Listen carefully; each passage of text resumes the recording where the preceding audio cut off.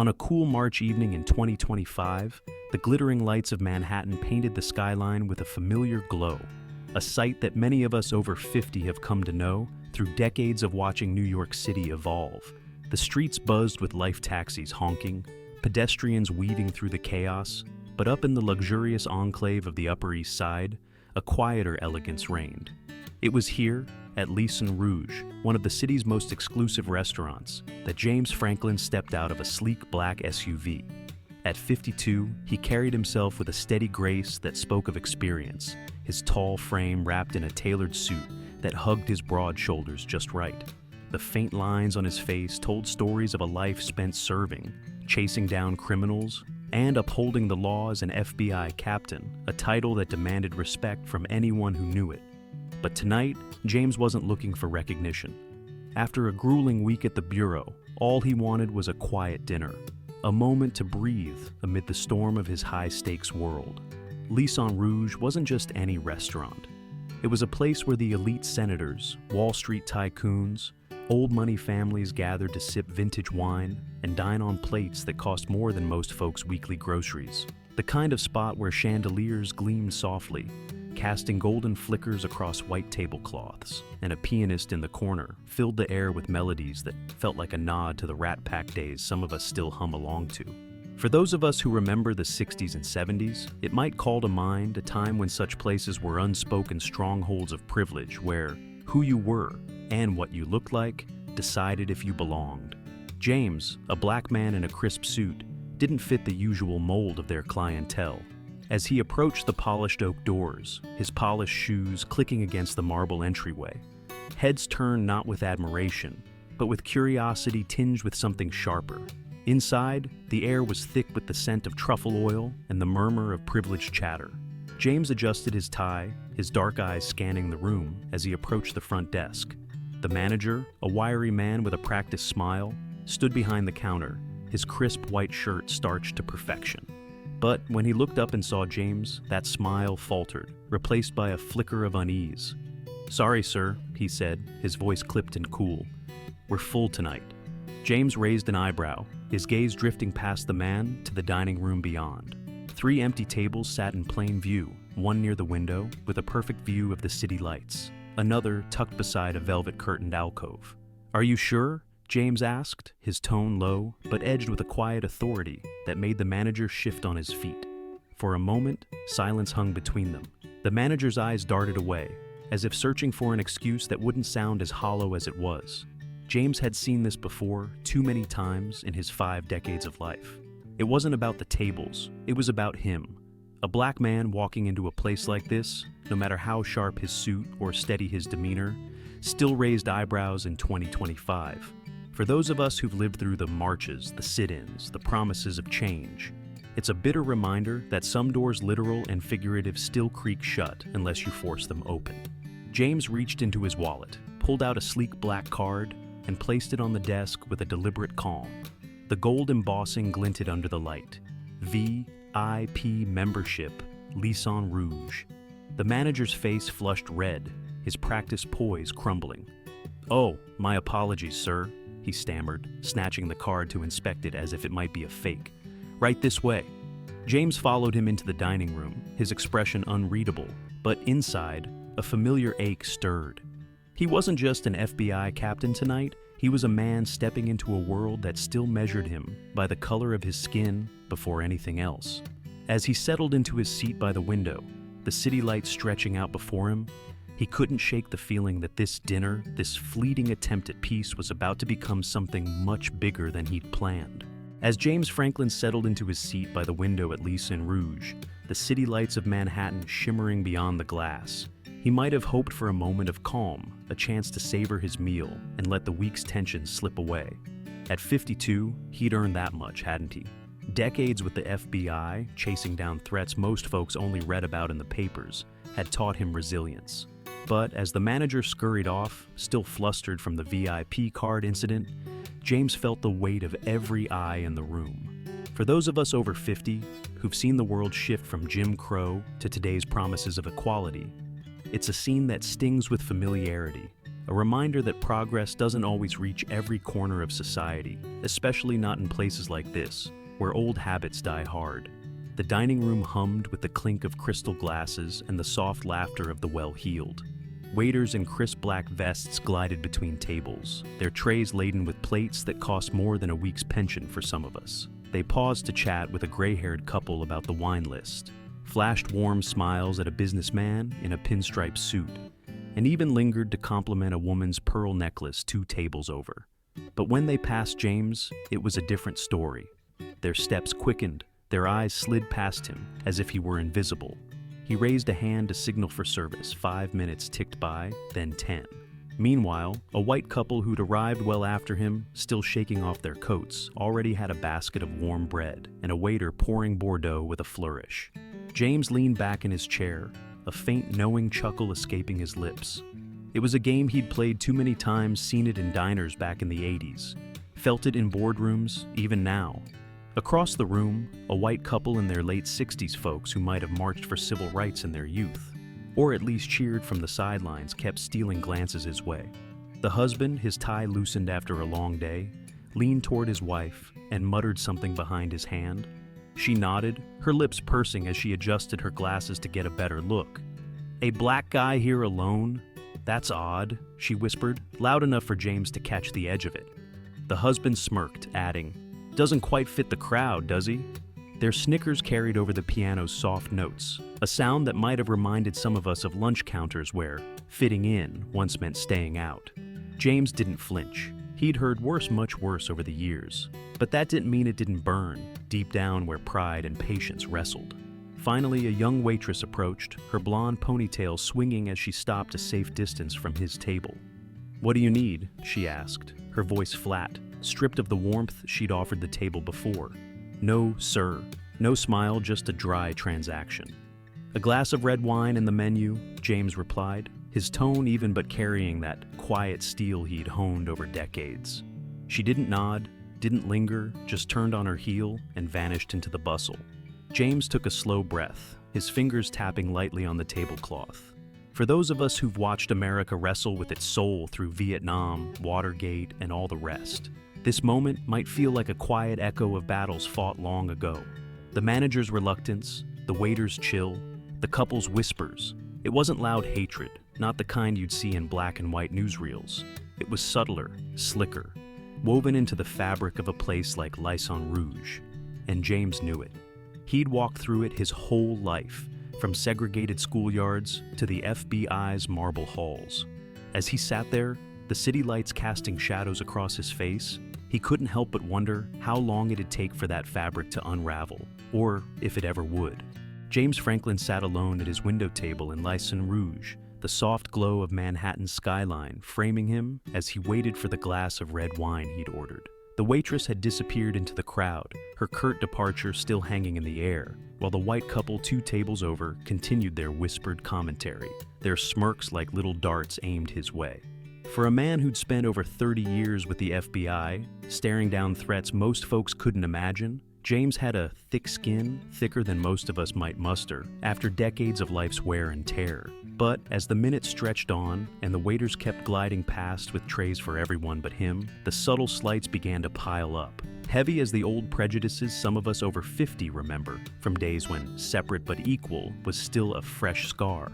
He adjusted his cufflinks, his dark eyes steady, but inside, a quiet storm brewed, not rage, not yet. Just the weary recognition of a fight he'd never signed up for tonight. Then the couple's whispers grew sharper. The wife, her silver hair swept into a neat bun, leaned closer to her husband, her voice carrying over the pianist's rendition of Moon River, a tune that might have taken some of us back to simpler times, though not always kinder ones. "He doesn't belong here," she said, her tone low but pointed. "I don't feel safe with him just sitting there." Her husband, his ruddy cheeks flushed from a second scotch, nodded sagely. "Looks suspicious to me. What's a guy like that doing in a place like this?" James caught every word, his jaw tightening just a fraction. He'd heard it all before on trains, in offices, even at FBI briefings where he'd been the only black face in the room. But hearing it here, in 2025, in a restaurant dripping with privilege, felt like a slap from the past. A reminder that for some, progress was just a word on a protest sign. The couple didn't stop at whispers. The wife's frown deepened, her hand clutching her husband's arm as if James might leap across the tables at any moment. "We should do something," she insisted, her voice rising enough to turn a few heads. "We can't just sit here with someone like that nearby." Her husband straightened, puffing out his chest like he was still the high school quarterback he might have been 40 years ago. He waved the manager over, his gesture impatient. The manager, still rattled from James's VIP card reveal, hurried to their side, his forehead glistening with sweat. "We don't feel comfortable," the husband said, loud enough for the room to hear. "That man over there, he's making us uneasy. You ought to check him out." The wife chimed in. "He could be trouble. You never know these days." The manager didn't hesitate. No questions, no pause to consider the empty accusations. Just a quick nod and a beeline for the phone behind the desk. James watched it unfold, his fingers still resting on the tablecloth, his wine still nowhere in sight. For those of us who've lived through the 60s and 70s, it's a scene that echoes the old days when a black man in the wrong place could spark a call to the authorities faster than you could say civil rights. The manager's voice was hushed but urgent as he dialed 911. "Yes, hello. I need to report a suspicious person at Lison Rouge. A black male. Sitting alone, he's making customers nervous. He might be armed." James's lips pressed into a thin line, a flicker of disbelief crossing his face. Armed? Suspicious? He'd walked in with nothing but a suit and a wallet, yet here he was, a threat in their eyes. The call went through, and outside, the faint wail of a siren began to rise over the city's hum. What had started as whispers and cold shoulders was now spiraling into something uglier. Something James, even with all his years of steeling himself, couldn't ignore. The siren's wail grew louder outside Lison Rouge, cutting through the Manhattan night as James Franklin sat motionless at his table, the couple's baseless accusations still ringing in his ears. The manager hung up the phone, his nervous glance darting toward James, while the white couple settled back in their seats with a smug satisfaction, as if they'd just dispatched a neighborhood nuisance.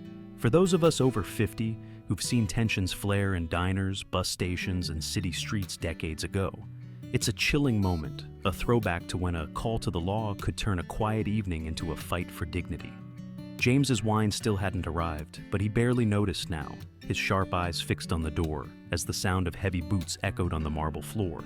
Trouble had found him, just as he'd feared. In strode Officer Thomas Keller, a white cop in his late 40s, his broad shoulders squared and his badge glinting under the chandelier's light. At 48, Keller carried the kind of swagger some of us might remember from small-town sheriffs in old newsreels, men who wielded power like a club and never apologized for it. His reputation preceded him, a local fixture known for roughing up folks who didn't fit, especially black men, though the system always seemed to look the other way. He didn't pause to survey the room or ask the manager a single question. His gaze locked onto James like a hunter spotting prey, and he marched straight to the table, his hand resting on the holster at his hip. "What the hell are you doing here?" he barked, his voice loud enough to silence the pianist mid-note. The room froze, waiters mid-step, diners mid-sip, every eye now on the standoff. James set his napkin down slowly, meeting Keller's glare with a calm that belied the storm brewing inside. "I'm having dinner," he said, his tone even, measured, the way he'd learned to speak after years of diffusing crises at the FBI. Keller sneered, crossing his arms over his chest. "A black guy alone in a place like this? Don't play games with me."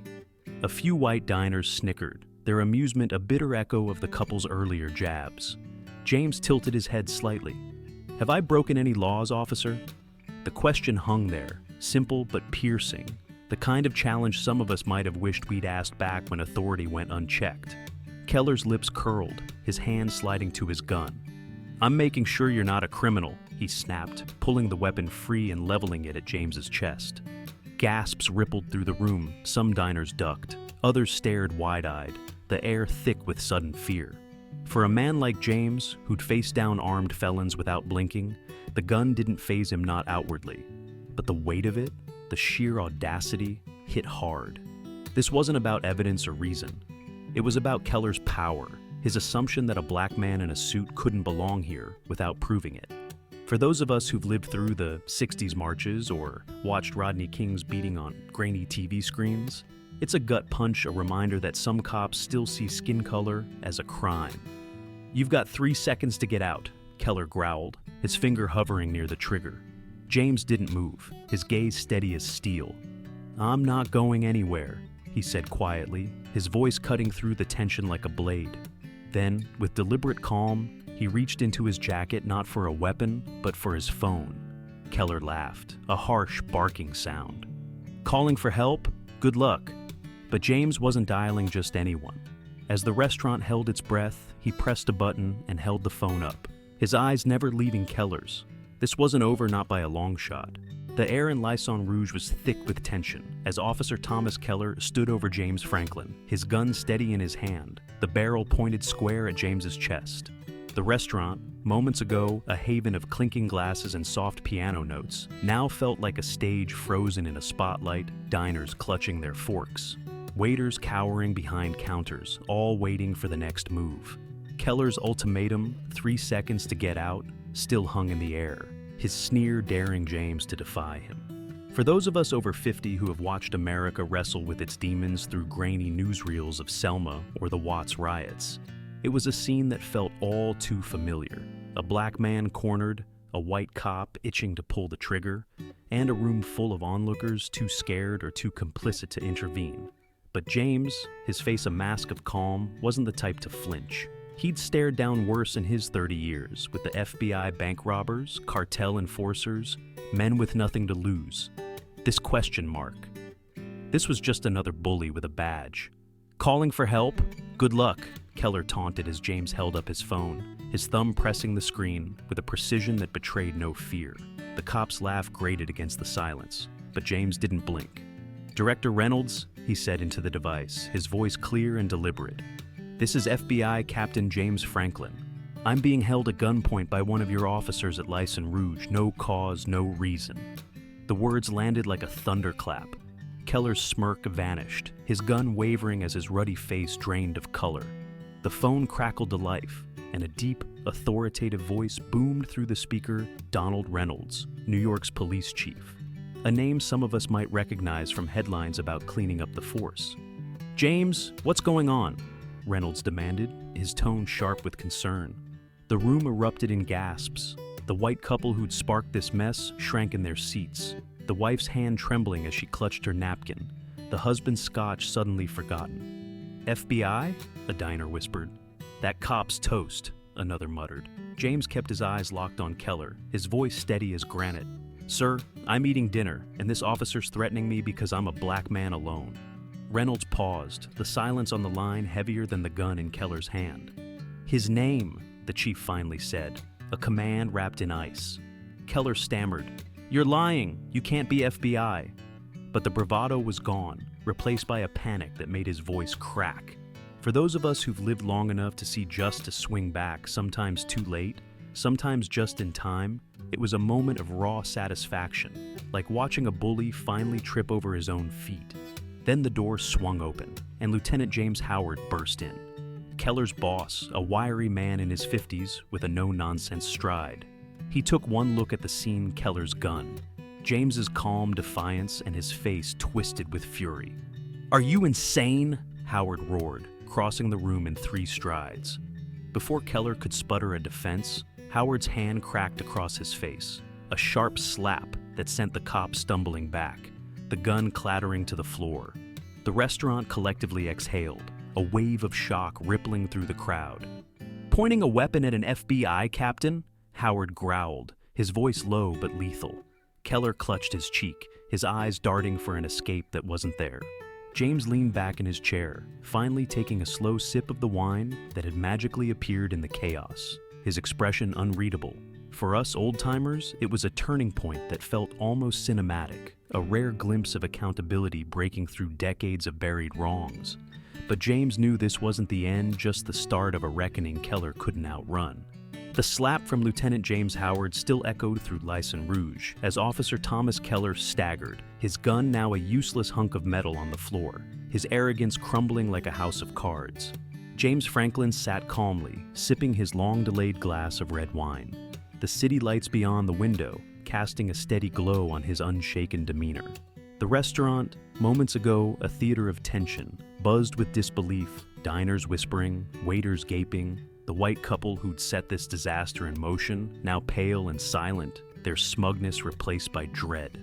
For those of us over 50 who've watched justice teeter on the edge through decades of marches and courtroom battles, it was a scene that stirred a mix of triumph and unease, of victory sure, but one that hinged on James's FBI badge rather than the simple right to exist. Howard glared down at Keller, his voice a low growl. "You're suspended, effective now. Get out of my sight." But this was just the beginning of the fallout. Keller didn't leave quietly. As Howard barked orders into his radio, "I need an inspection team at Lison Rouge, stat." The disgraced cop scrambled to his feet, his face a mask of panic and defiance. "I didn't know he was FBI," he sputtered, as if that excused the gun, the threats, the years of unchecked bias he'd likely wielded against folks without James's clout. Howard didn't flinch. So, if he was just some regular black man, that makes it okay? The question hung heavy, a gut punch for those of us who remember when regular meant vulnerable when a badge could silence a life without a headline. Before Keller could answer, the doors swung open again, this time admitting a swarm of reporters, their cameras flashing like lightning in the dim room. "Sir!" a young woman with a microphone shouted, shoving past a waiter. "Did a cop really threaten an FBI official here?" James set his glass down, his voice steady as ever. "No one, not even police, gets to abuse power because of someone's skin color." That night, the story exploded. By the time Keller was hauled out in cuffs, his head bowed. His career in Ash's social media was ablaze. "White cop pulls gun on black FBI captain," screamed the posts, racking up millions of shares. CNN and the New York Times splashed it across screens and front pages, while MSNBC replayed grainy cell phone footage from a diner's shaky hand. For us old-timers, it was like watching the ghosts of 1968 flicker back to life, only now with hashtags and live streams. Protests erupted by morning, from Times Square to Los Angeles. Folks our age joining younger voices with signs that read, "Justice for all" and "End police abuse." Some of us might have felt a pang of déjà vu, recalling Selma or Chicago's Grant Park, but this time, the chant was sharper. If the FBI gets this, what about us? The fallout didn't stop with Keller, charged with abuse of power, racial discrimination, and threats. He faced a judge who didn't buy his misunderstanding plea. 5 years in prison, a sentence that hit the airwaves like a gavel on wood. Lison Rouge, meanwhile, reeled as ex-staff took to Twitter. "They've treated black customers like dirt for years," one wrote, her post going viral with 1 million likes. Under pressure, the restaurant shuttered its doors to reorganize. But who'd trust it now? For those of us who've seen businesses duck accountability from Woolworth's counters to today's corporate PR stunts, it was a hollow gesture. James, though, didn't linger on the chaos. He returned to his FBI desk, no fanfare, just a quiet resolve to keep pushing. For us, it's a bittersweet, close a win that feels right, yet a reminder of how far we've still got to go. As the dust settled after that fateful night at Lison Rouge, the headlines faded, but the echoes lingered far beyond Manhattan's glittering streets. Thomas Keller's 5-year prison sentence was final, his mugshot plastered across every newsstand from New York to Los Angeles, a stark symbol of a cop who'd crossed the line and paid the price. The protests that had erupted in the wake of his arrest, thousands strong, stretching from Times Square to the steps of City Hall, began to quiet, though their signs still dotted the sidewalks. Justice for all, no more abuse. For those of us over 50 who've marched or watched others march through decades of struggle from Dr. King's dream to Black Lives Matter, it felt like a victory carved out of granite, hard-won and heavy. James Franklin had walked away from the chaos unscathed, his FBI badge a shield that turned the tide.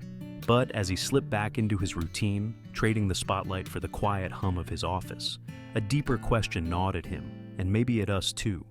What if he hadn't had that badge? For James, the answer wasn't hard to imagine.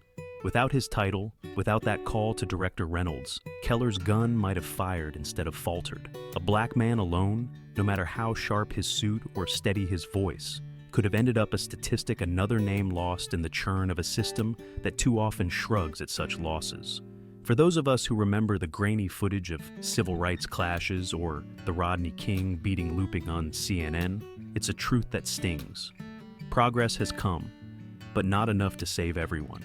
The media hailed James as a hero. Civil rights groups clamored for him to speak, but he waved them off. "I don't want fame," he told a reporter outside the courthouse, his tone as even as ever. "I just want to do my job." Yet his job, he knew, wasn't just chasing criminals anymore. It was pushing against a wall of bias that still stood taller than it should in 2025. The ripples from that night didn't stop with Keller's cell door slamming shut. The NYPD brass, rattled by the scandal, promised reforms, new training. Stricter oversight, words some of us have heard before, from mayors and chiefs long retired. Lison Rouge stayed dark, its reorganization sign gathering dust as former patrons shared tales online of cold service and turned away black faces. The Justice Department even waded in, vowing a broader look at policing nationwide, a move that might have felt like a pipe dream back in the 70s, when Watergate drowned out quieter cries for change. But James wasn't celebrating.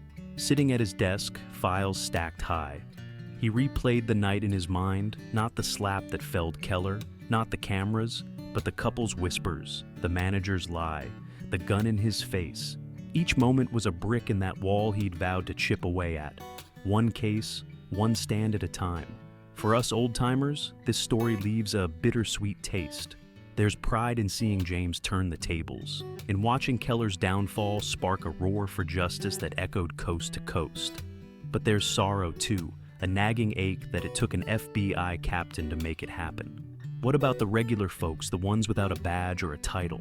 Some of us might think back to neighbors, friends, or even ourselves, caught in smaller versions of this fight, and wonder how many slipped through the cracks. James didn't have answers, not yet. He just kept working, his resolve a quiet fire.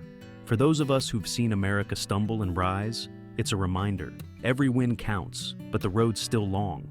What do you reckon, hope or heartache? Maybe it's both. Thanks for watching. If you enjoyed this video, don't forget to hit the like button, share your thoughts in the comments, and subscribe to the channel for more stories like this. See you in the next one.